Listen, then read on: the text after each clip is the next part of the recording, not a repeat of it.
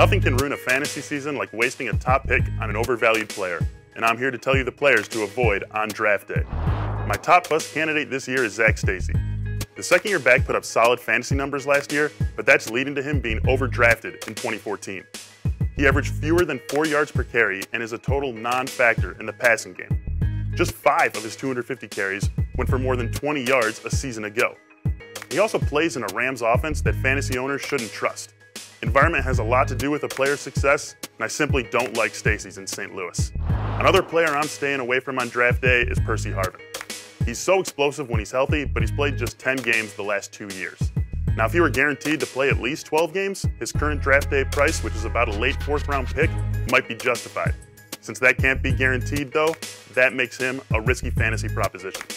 Safer receivers with equally high ceilings like Deshaun Jackson, Michael Crabtree, and Michael Floyd are likely to be available at the time you'd have to take Harvin. They would all make a better choice. Finally, stay away from Matthew Stafford. Now, this isn't because Stafford will totally go bust or that he'll even have a bad season. I think he's worthy of being considered the number 4 quarterback. Once you get beyond those top 3 though, there's little difference among the next 6 or 7 guys. While that's the case, Stafford is coming off the board around pick number 45 in an average draft, while a guy like Tony Romo is being selected 50 picks later. Would you rather use a 4th round pick on Stafford or an 8th round pick on Romo? Avoid these players and you'll increase your chances of a successful season.